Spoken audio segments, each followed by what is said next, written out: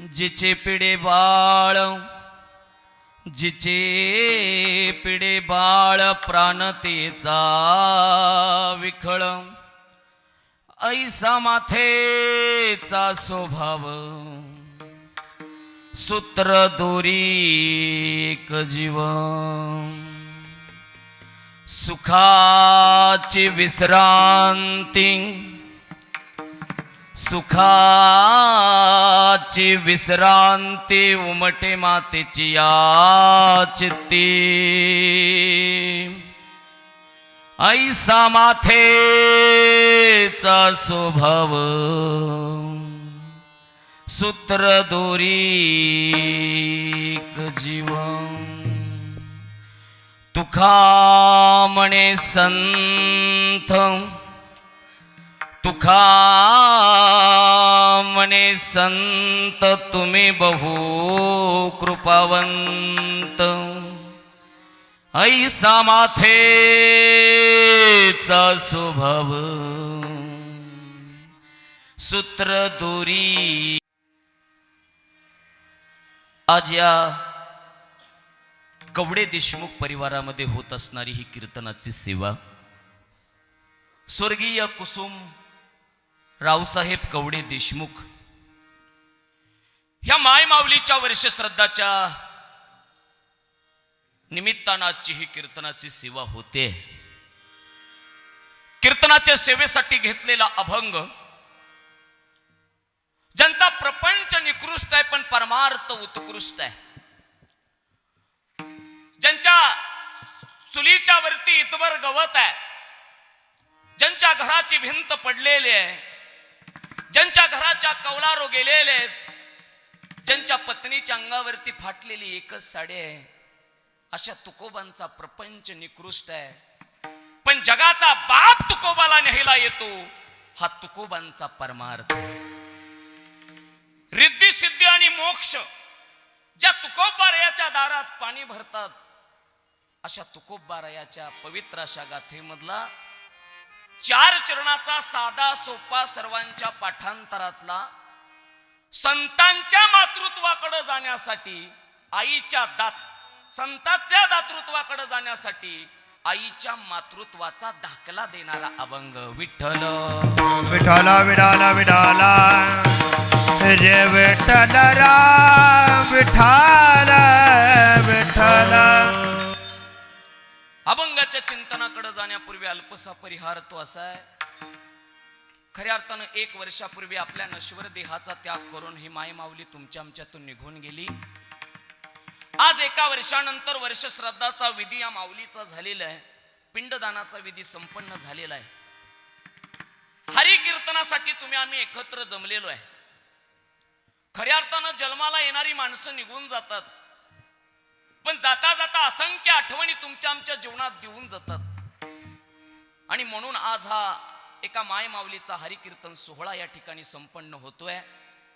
आमचे दादा मामा असतील, अण्णा मामा असतील, उपस्थित सर्व त्यांचा परिवार, सर्व गावकरी, टाळकरी, वारकरी, माळकरी, गायक, वादक, आळंदीचे ज्ञानोबा, देहूचे तुकोबा, पंढरपूरचा पांडुरंग परमात्मा, अशा सर्वांच्या चरणावरती नतमस्तक होतो. माणूस जन्मल्यापासून ते मरेपर्यंत असंख्य गोष्टीमध्ये बदल करतो. आता लक्ष द्या, माणसाची परिस्थिती बदलते, माणसाची वेळ बदलते, माणसाचा काळही बदलतो, पण एक गोष्ट माणसाची कधी बदलत नाही, त्याचं नाव स्वभाव आहे. लक्ष द्या, आमची परिस्थिती बदलेल, आमचा काळही बदलेल, आमची वेळही बदलेल, पण आमची परिस्थिती बदलली, काळ बदलला, वेळ बदलला तर आमचा स्वभाव कधी बदलत नाही. लक्ष द्या, असंख्य गोष्टीची खटाटोप करून प्रपंच सुधारेल, परिस्थितीही सुधारेल, पण स्वभावाचं सांगता येत नाही. लक्ष द्या, जगद्गुरु तुकोबाराय 4 लोकांचा स्वभाव या ठिकाणी सांगतायत.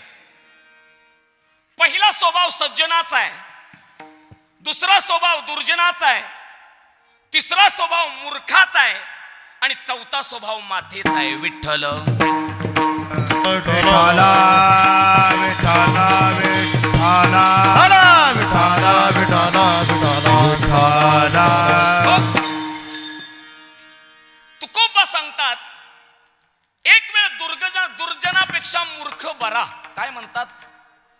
दुर्जनापेक्षा मूर्ख बरा.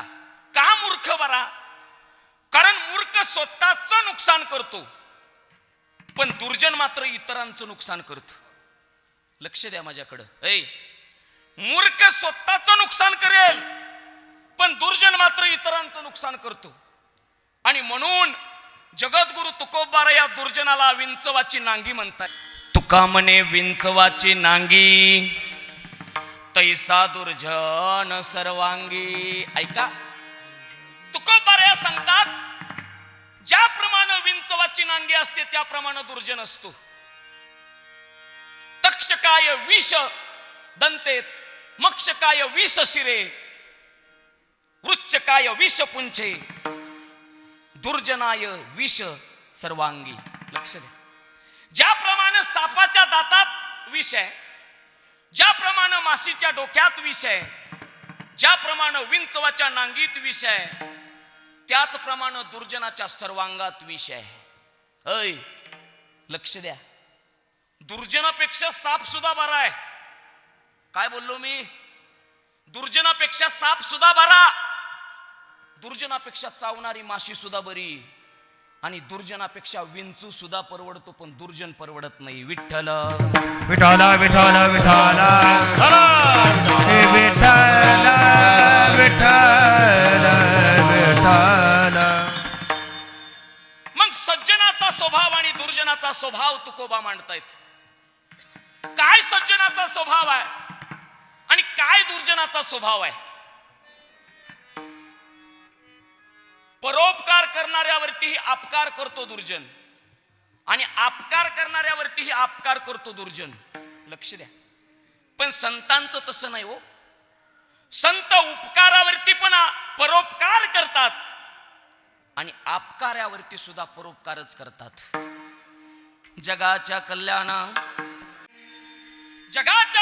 संताच्या विभूती देह कष्टविती परोपकारी. ऐका, सज्जन आपली सज्जनता कधी सोडत नाही आणि दुर्जन आपली दुर्जनता कधी सोडत नाही. त्याला तर स्वभाव म्हणतात. सज्जन आपल्या स्वभावावरती ठाम आहे आणि दुर्जन त्याच्या स्वभावावरती ठाम आहे. आता लक्ष द्या. मला स्वभावातून माझ्या अभंगाकडे जायचंय. खंडोबाची मूर्ती, खंडोबाची देवळ खंडोबाचं आहे, आणि सकाळी उठून त्याची मिरवणूक आहे पालखीत. विश्वास महाराज. पण झालं असं, रातोरात खंडोबाची मूर्ती गायब झाली मंदिरातनं. लोक म्हटले आता बोंब झाली. पंचकृषीतनं माणसं आली म्हणे आपल्या गावात. एवढी मोठी थाटामाटात मिरवणूक दरवर्षाप्रमाणे सुभाष महाराज, पण आज मात्र मूर्तीच गायब. आबा काय करायचं? एक काम करा म्हटले. म्हणले काय? साधू संत सांगतात ना म्हणे, खंडोबा कुत्र्यात आहे. कशात? कशात? बोला बोला. कशात? महिला मंडळ. कुत्र्यात. ऐका नाही, खंडोबाचं रूप म्हणजे कुत्र्याचं रूप म्हणतात ना. खंडोबा कुत्र्याला म्हणतात ना, खरं का खोटं? म्हणतात. मग असं करा, पालखीत मूर्त्याऐवजी कुत्रच बसवा. लक्ष द्या. आता कुत्र ते कुत्रच. लक्ष द्या. पालखी सजवली, कुत्र सजवलं, चांगलं काळं पट्ट पांढरं पट्ट कुत्र्याला मारलं आणि कुत्र पालखीत घातलं. आबा पालखी चालू होईपर्यंत शांत बसलं, पालखी चौकात जाईपर्यंत शांत बसलं. पण जशी पालखी चौकात गेली तशी कुत्र्याची 4 भावंड आली. आता पालखीत बसल का? विठ्ठल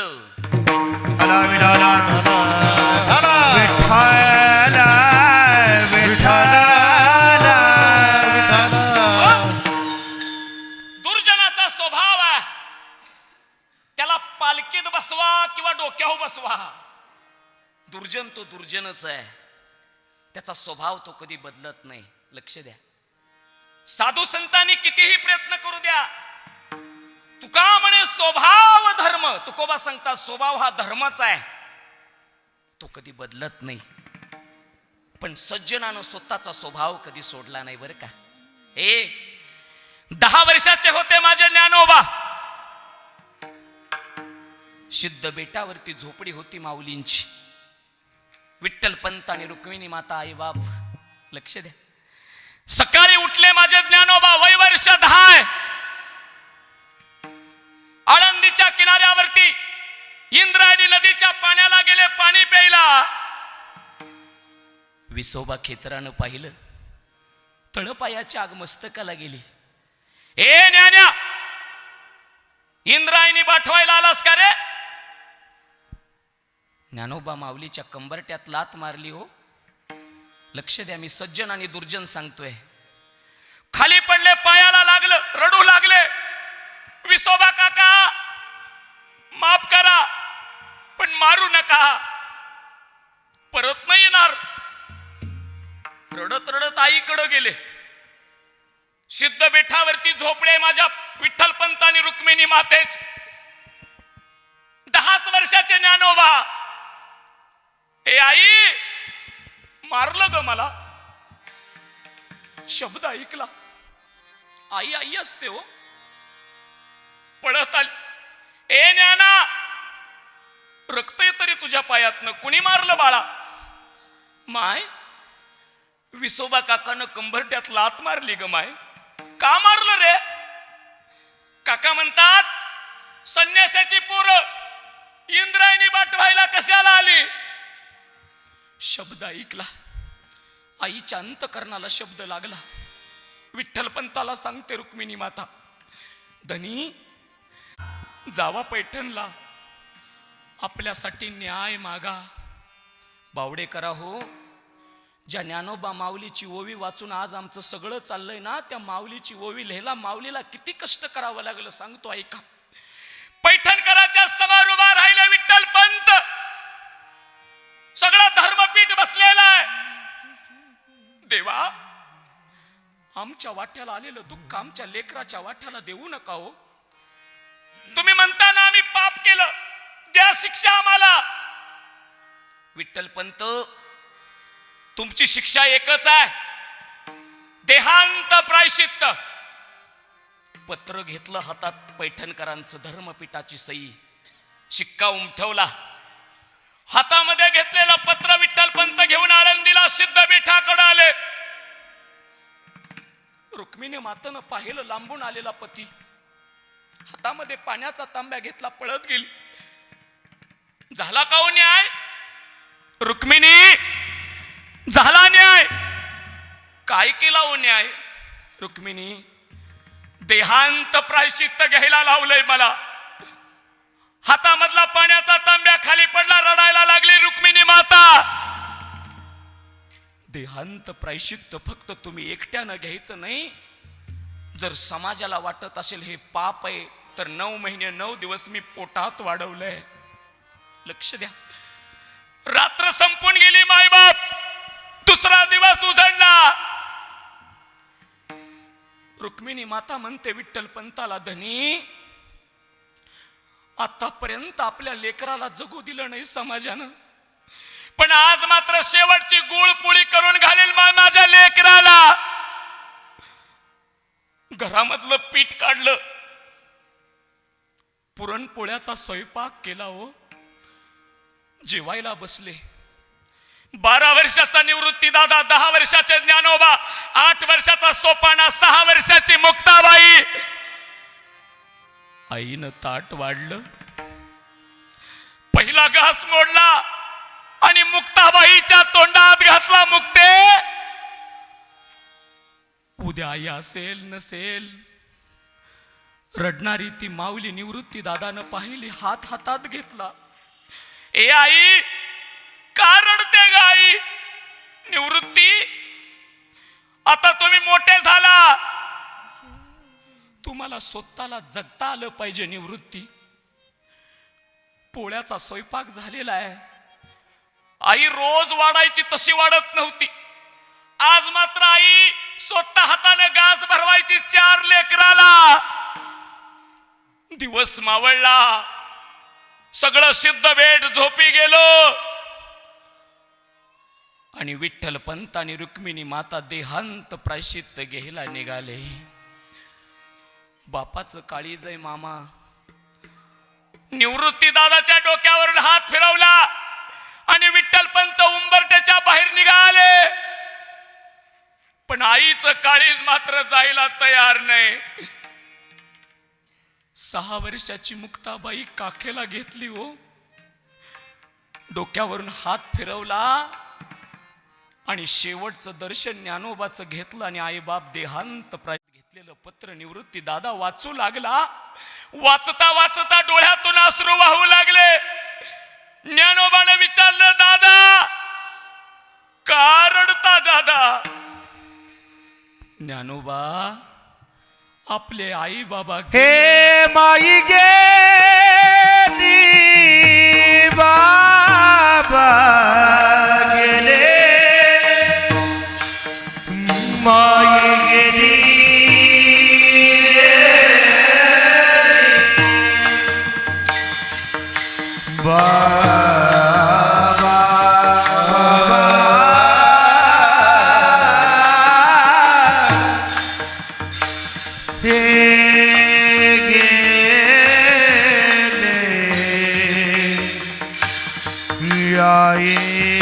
आई गाई.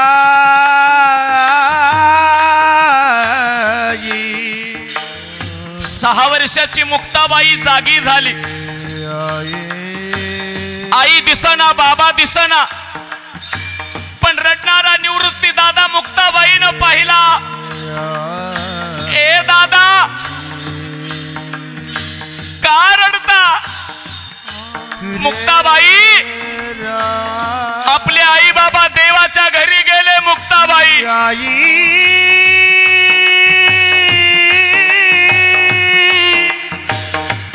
आई गेली बाबा गेले,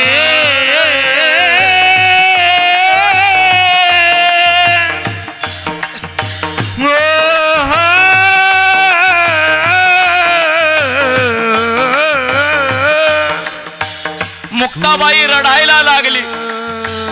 ए ज्ञानदादा, आपली आई गेले, आपले बाबा गेले, पण आता इथून पुढे आई बाबा कुणाला म्हणावं रे?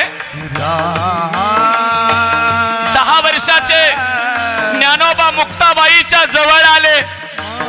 ए मुक्ता, आई बापाचं प्रेम हा ज्ञानोबा तुला दिल. मुक्ता, बावडेकर, आई बाप गेल्यावरती माझ्या ज्ञानोबानं भावंडाला आई बापाचं प्रेम दिलं. आई गेल्यावरती आईची किंमत कळते दादा, बाप गेल्यावरती बापाची किंमत कळते बरं का. पण जोपर्यंत आई बाप असतात तोपर्यंत आई बापाची किंमत कळत नाही. म्हणून माय बाप आपल्या लेकरासाठी स्वतःचा देह त्याग करणारे आई बाप या महाराष्ट्राच्या मातीत मिळाले. म्हणून ज्ञानाबाई माझी, हे ज्ञानाबाई माझी,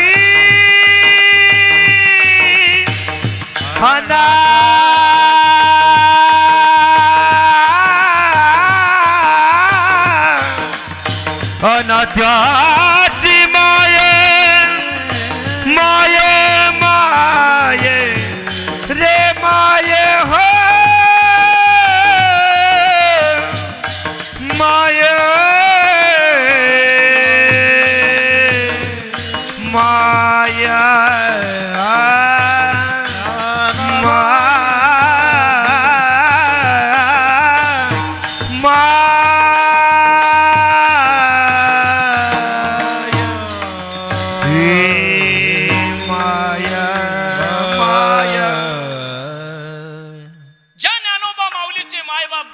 प्रायश्चित्त घेऊन निघून गेले. मायबाप लक्ष द्या, आपल्या लेकरांसाठी स्वतःच्या देहाचा त्याग करणारे विठ्ठलपंत आणि रुक्मिणी माता या महाराष्ट्राच्या मातीत जन्माला आले.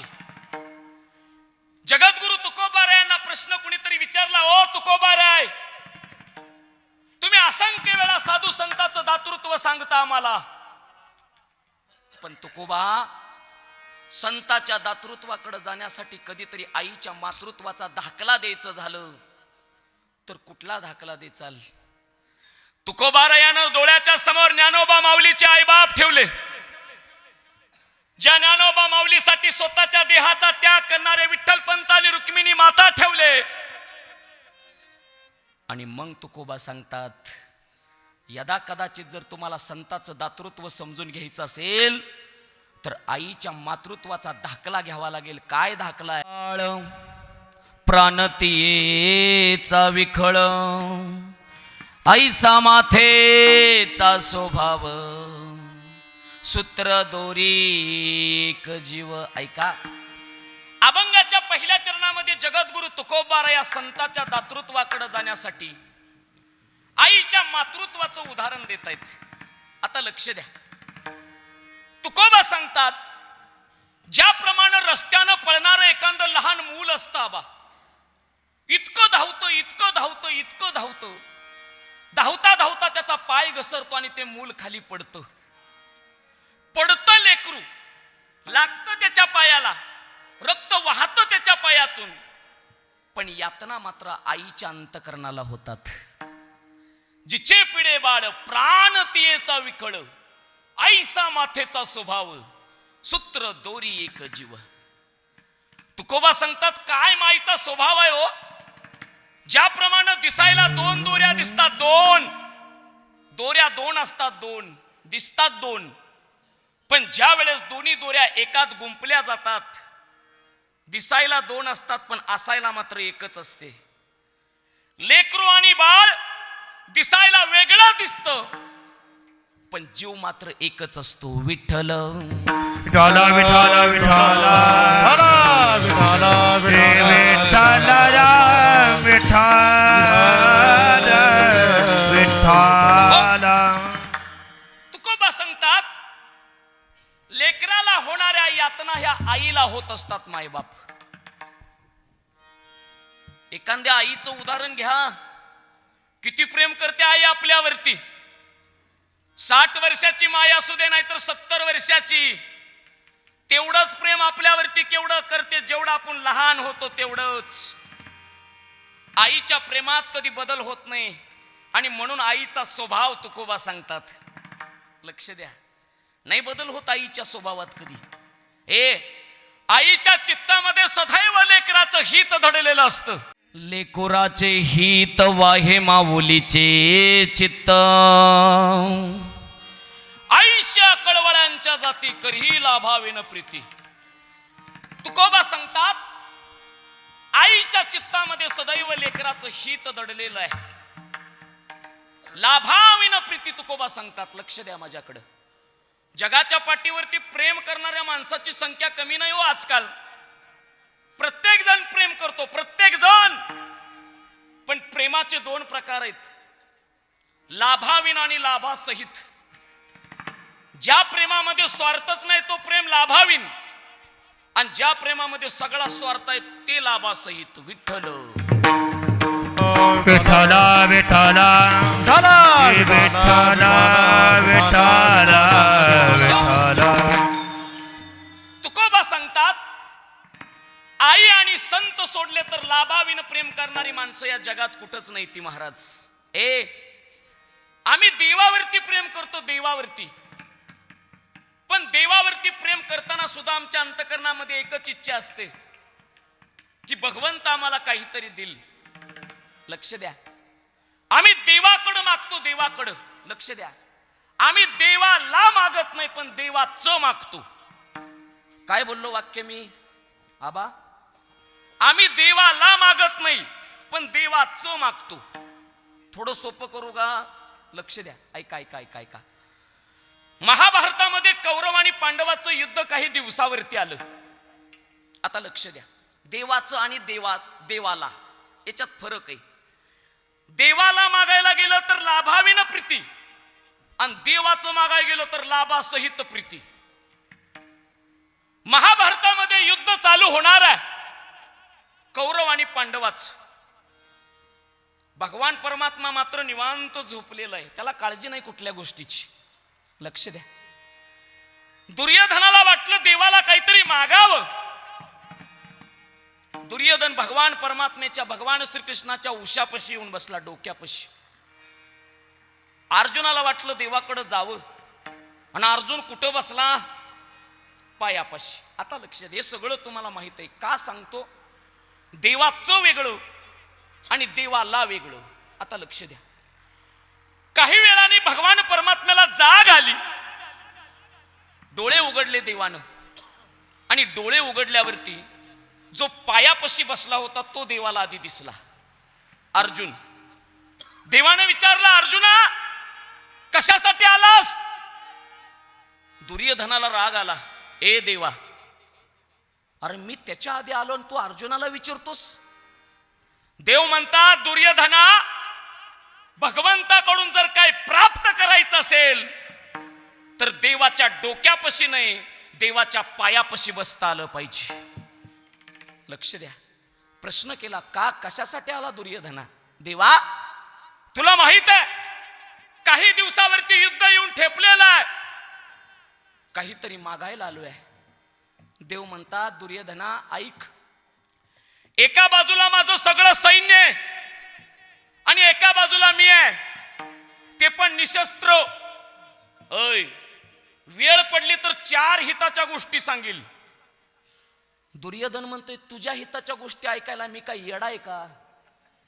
लक्ष द्या, काही लोक असे असतात, त्या लोकांना वाटतं मला सगळं येतं, ती लोक दुसऱ्याचं कधी ऐकत नाहीत. दुर्योधनानं देवाला न मागता देवाचं मागितलं, आणि अर्जुन मात्र देवाला घेऊन गेला. रणांगणावरती युद्ध चालू झालेलं आहे. 100 कौरव समोर आहेत, 5 पांडव समोर आहेत. द्रोणाचार्य, भीष्माचार्य, जयद्रथ, कर्ण बलाढ्य युद्धा कर्ण कौरवांच्या बाजूने आहेत. आता मात्र अर्जुनानं बाण पकडला, आणि अर्जुनाच्या लक्षात आलं, ए देवा, तू म्हटला होता ना रे 4 हिताच्या गोष्टी सांगेल, सांग ना, याच्यापेक्षा चांगली वेळ कुठे आहे आता? आणि मग त्या ठिकाणी भगवान परमात्म्यानं अर्जुनाला 4 हिताच्या गोष्टी सांगितल्या. कुठल्या हिताच्या गोष्टी? द्रोणाच्य, भीष्माच्य, जयद्रथच्य कर्ण तथान्यपि विधो वीरानी. द्रोणाचार्याला कसं मारायचं, पहिली हिताची गोष्ट. भीष्माचार्याला कसं संपवायचं, दुसरी हिताची गोष्ट. जयद्रथाला मारायला सूर्य कसा झाकायचा, तिसरी हिताची गोष्ट. आणि कर्णाला कसं संपवायचं, चौथी हिताची गोष्ट. बावडेकर, अर्जुनानं देवाच्या 4च गोष्टी ऐकल्या.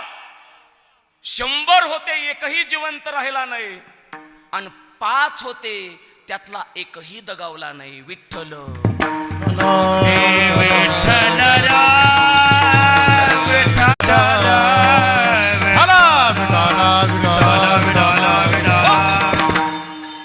आता द्या प्रश्नाचं उत्तर.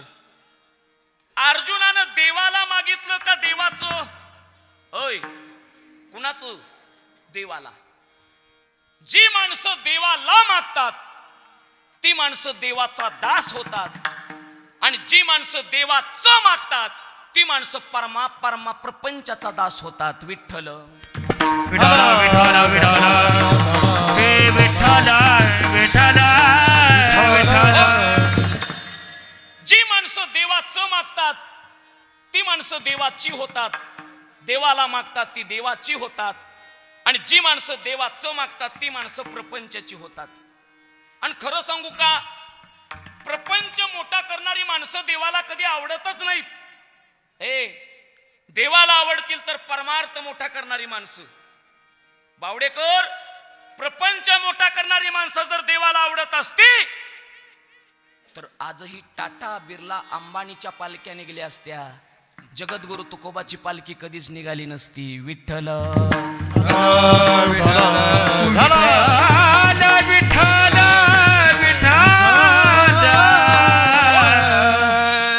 पण आम्ही मात्र प्रपंचाचं दास झालो. मायबाप, आम्हाला देवाचं दास कधी बनता आलं नाही. भली मोठी यादी असते आमच्याकडे, भली मोठी यादी. मामा मागण्याची, बरोबर का नाही? भली मोठी यादी आहे प्रपंचाची. बर, प्रपंचाची यादी काय कमी होणार आहे गो? ज्या पद्धतीनं गावात एखादं वेड लागलेलं मनुष्य आहे रोज सकाळी उठतो, रोज त्याला वेड लागलेलं असतं, वेड. पाठीवरती गोणी टाकतो, गोणी, आणि नुसतं गावात फिरतो. कशासाठी फिरतो होते? सगळ्या मोकळ्या बाटल्या, तुटलेल्या चपल्या, चिंध्या काय बघत नाही ते. उचलतो त्या गोणीत टाकतो, गोणीत. संध्याकाळपर्यंत गोणी गच्च भरते. जिथं राहतं तिथं येतं, सगळी गोणी खाली करतं, बोचक्यात बांधतं, आणि संध्याकाळी झोपताना तेच बोचकं उशाशी घेतं. त्याला माहित नसतं हे सगळं व्यर्थ आहे. आणि एक दिवशी तेच बोचकं सोडून ते येडं जगाचा निरोप घेऊन जातं. लक्ष द्या. त्या येड्यामध्ये आमच्यात तर काय फरक आहे हो? आम्ही मात्र प्रपंचाची गोणी पाठीवरती घेतलेली आहे, आणि जगाच्या पाठीवरती ती गोणी भरण्यासाठी आम्ही सुद्धा दिवस रात्र पळतोय. ज्या पद्धतीनं ते वेड निघून गेलं, त्याच पद्धतीने एक दिवशी तुम्हाला आणि मला जायचंय. पण फरक मात्र एक आहे, ते वेड होतं, आपण शहाणे असून वेडे आहोत. विठ्ठल विठाला विठाला विठाला विठाला विठाला.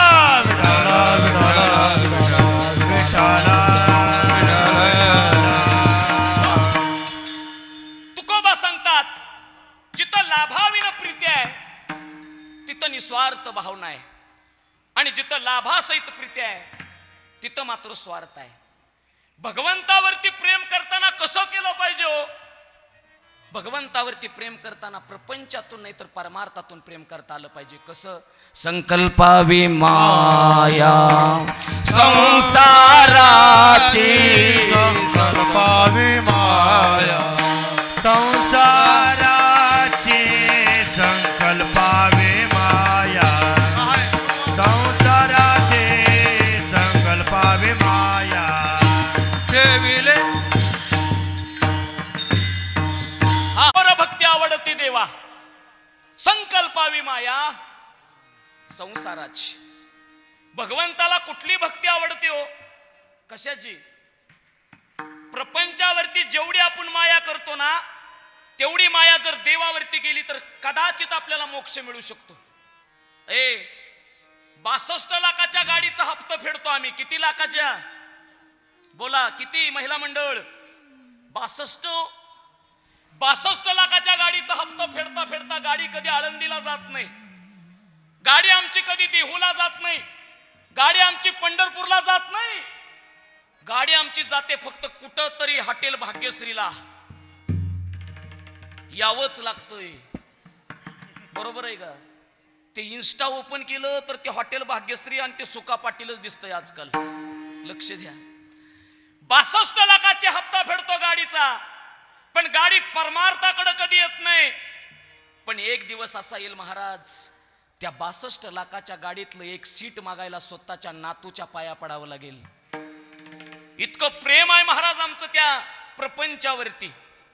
खरं सांगू का, हा प्रपंच म्हणजे उदास आहे, उदास.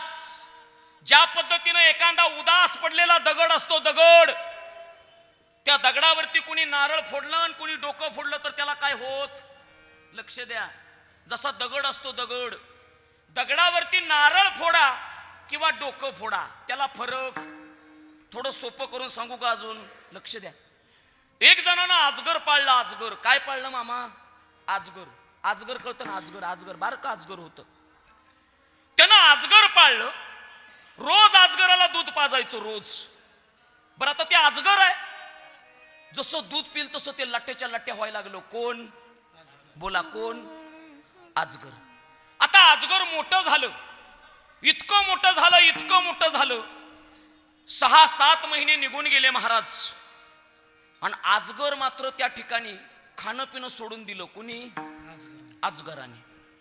अजगर आजारी पडला, आजारी. 1 महिना झालं काही खाईनाच. आता टेन्शन कुणाला आलं? त्या मालकाला.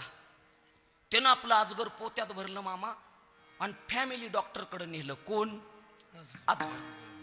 डॉक्टरनं अजगर बाहेर काढलं, टेटेस्कोप काढला, लावला, एक्सरे केला, MRI केला. कोणाचा?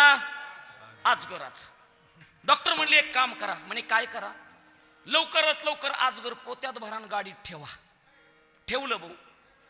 ह्यानं विचारलं, म्हणे डॉक्टर काय झालं आमच्या अजगराला? डॉक्टर म्हणतात साहेब तुमच्या अजगराला काहीच नाही झालं. अहो पण 1 महिना झालं खायना.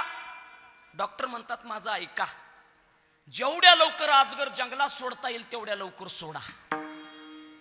त्यानं विचारलं असं का? नाही म्हणे 1 महिना झालं हे अजगर रात्रभर तुमच्याकडे पाहतय आणि विचार करतय ह्याला पोटात ठेवायला अजून किती दिवस उपाशी राहावं लागल. प्रपंच नावाचा अजगर आहे. आम्ही त्याला रोज दूध पाजतोय, आम्ही त्याला रोज मोठं करतोय, आम्ही त्याला रोज नको ते देतोय, आम्ही रोज त्याला काही करतोय, पण एक दिवशी प्रपंच नावाचा अजगर तुम्हाला आणि मला गिळल्याशिवाय राहत सुख नाही कोटे आणि या संसारा, सुख नाही कोटे आणि या संसारा, सुख नाही कोठे आणि या संसारा, सुख नाही कोठे आणि या संसारा. वाया हव भरी होऊ नका, वाया हव भरी होऊ नका, दुःख बांधवली आहे हा संसार, दुःख बांधवली आहे हा संसार. वाय हव भरी होऊ नका, वाय हव भरी होऊ नका, दुःख बांधवले आहे हा संसार, दुःख बांधवले आहे हा संसार. सुखे नाही कोटे आणि या संसारा, देवाया हव भरी होऊ भरी होऊ नका, होऊ नका. प्रपंचामध्ये रोज सुख शोधतोय आम्ही रोज, पण बावडाकोर सुख देणं, समाधान देणं, आनंद देणं हा प्रपंचाचा स्वभावच नाही.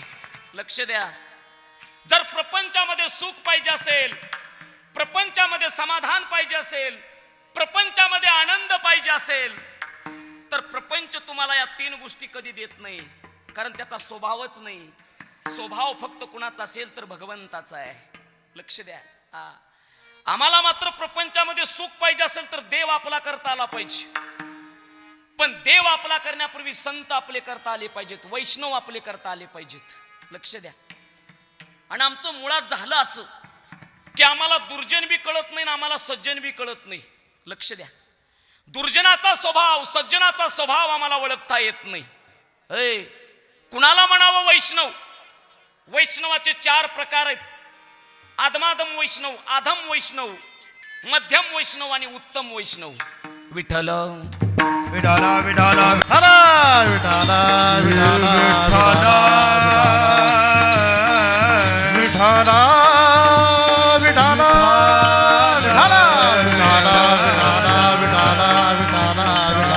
विठाला विठाला.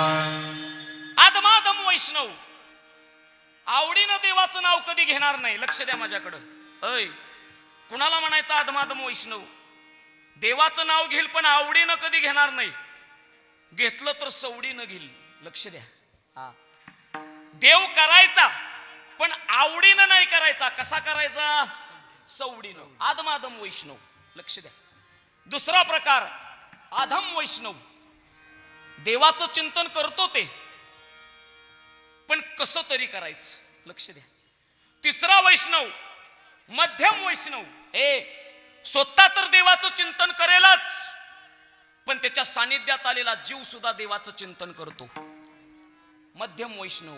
आणि उत्तम वैष्णव, स्वतः तर देवाचं नाव घेतोच, सानिध्यात आलेला जीव तर घेतोच पण त्याच्या सानिध्यात आलेला निर्जीव सुद्धा देवाचं नाव घेतो. विठ्ठल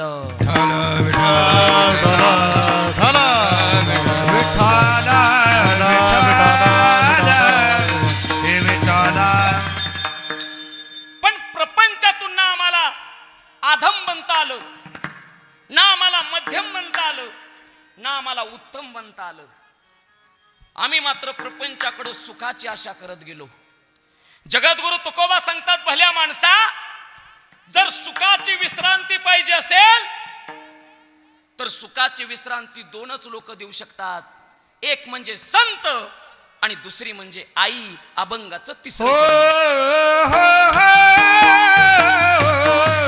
हो, सुखाची विश्रांती. हो,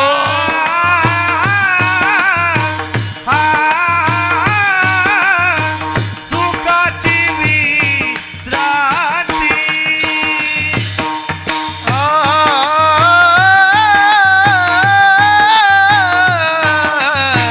सुखाची विश्रांती. हो, हो, सुखाची विश्रांती.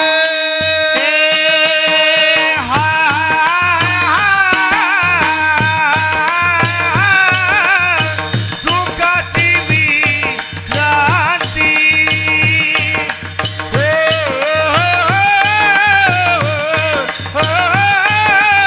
सुखाची विश्रांती.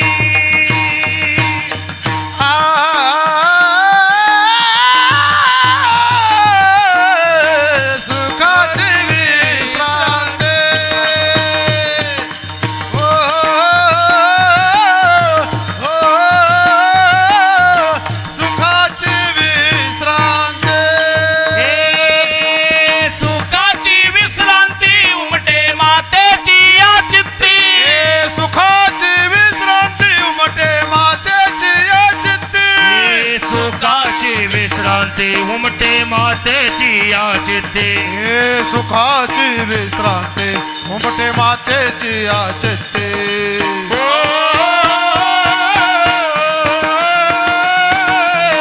ऐसा मातेचा स्वभाव.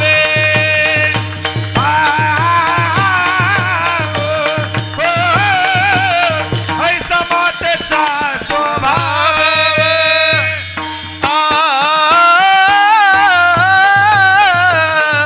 ऐसा मातेचा स्वभाव. हो, हो, ऐसा मातेचा स्वभाव. स्वभाव. हे सुखाची विश्रांती उमटे मातेची या चित्ती. ऐसा मातेचा स्वभाव. सूत्रे दोरी एक जीव. एक हे जीव. सुखाची विश्रांती. ऐसा मातेची या चित्ती. ऐसा मातेचा स्वभाव. सूत्रधारी एक जीव. एक जीव.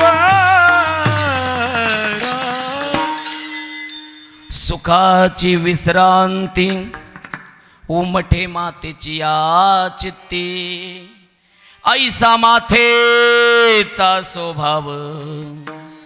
सूत्र दोरी एक जीव. ऐका, अभंगाच्या तिसऱ्या चरणामध्ये जगद्गुरु तुकोबा सांगतात, या जीवाला कशाची विश्रांती पाहिजे हो? लक्ष द्या, सुखाची विश्रांती पाहिजे. आम्ही मात्र प्रपंचाकडे सुखाची विश्रांती मागतो, पण तुकोबा सांगतात सुखाची विश्रांती दोनच लोक देऊ शकतात. एक म्हणजे संत आणि दुसरी म्हणजे जन्म देणारी माई. आता लक्ष द्या, सुख जीवाला पाहिजे का देहाला? बोला बोला. 12 वाजत आलेत, असंख्य दिग्गज माणसं माझ्या समोर बसलीत. मलाही लवकर पुष्पवृष्टी करायचे. दादा बघतायत माझ्याकडे. ऐका, सुख जीवाला पाहिजे का देहाला? महिला मंडळ बोला बोला. सुख कशाला पाहिजे, जीवाला का देहाला? एक जण आजारी पडलं आणि डॉक्टरकडे गेलं. डॉक्टर डॉक्टर म्हणले या या या या बसा बसा बसा बसा. टेटस्कोप काढला, हातामध्ये नाडी घेतली, त्याची हाताची चेक केली. काय होतं तुम्हाला? डोकं दुखतं, पडसं आलं, खोकला, कंबर, सर्दी, काय झालं? तो म्हणला डॉक्टर याच्यापैकी माझं काहीच होत नाही. मग कशासाठी आला? नाही म्हणे डॉक्टर माझ्या जीवाला बरं वाटत नाही. डॉक्टर म्हणले येड्या, मी जीवाचा नाही तर मी देहाचा डॉक्टर आहे रे. लक्ष द्या, देहाचा डॉक्टर तुम्हाला असंख्य ठिकाणी मिळेल, पण जीवाचा डॉक्टर एकच आहे, त्याचं नाव पांडुरंग परमात्मा आहे, विठ्ठल.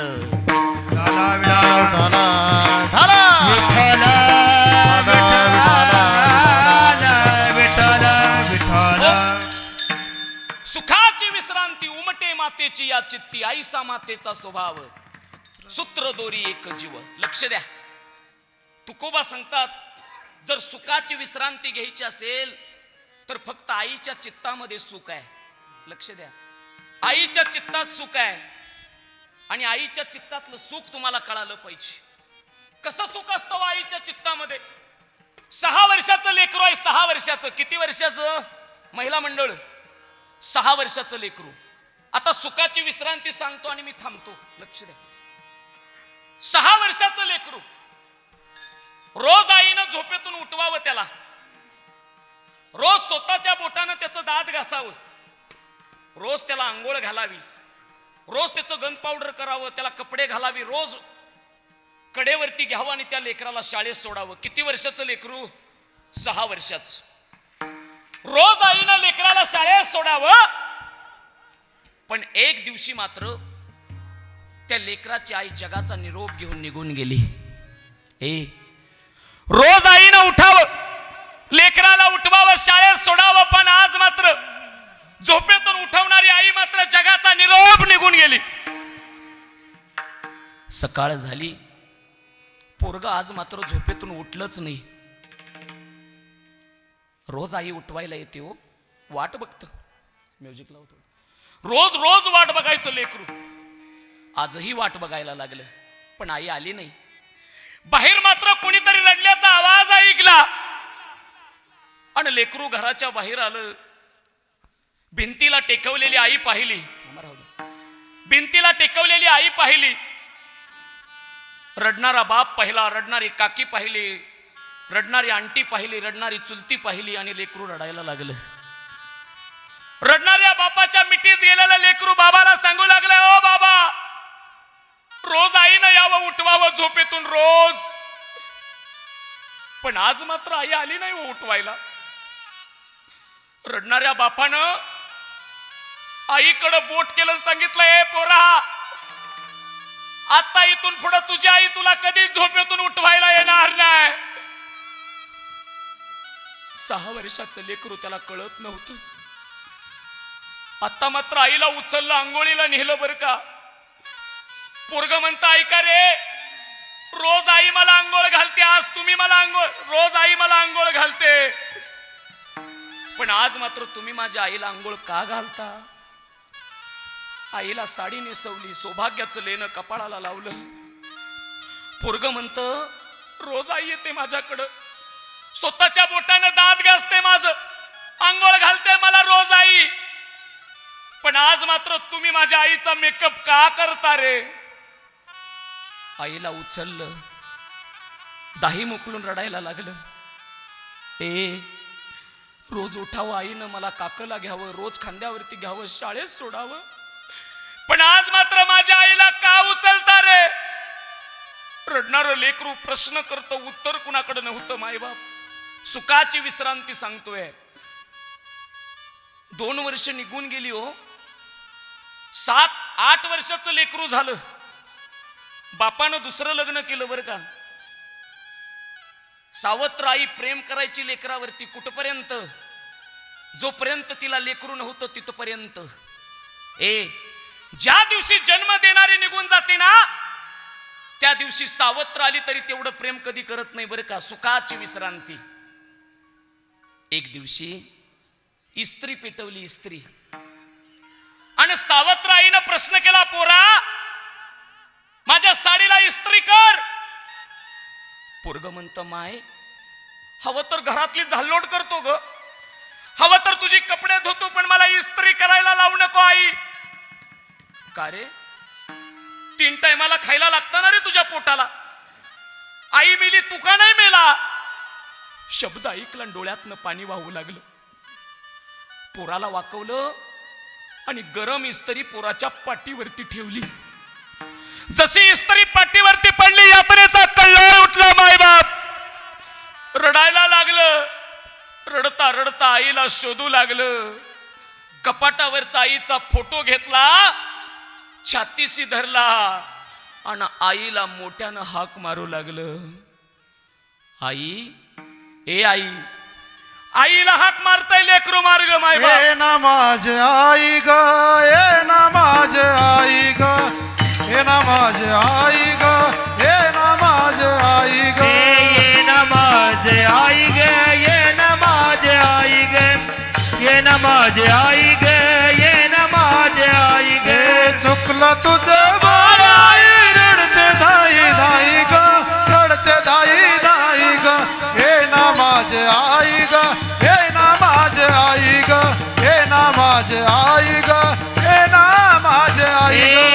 ये ना माझे आई ग, ये ना माझे आई ग, ये ना माझे आई ग, ये ना माझे आई ग. हे किती ग फोटो हाताशी धरलेला आहे.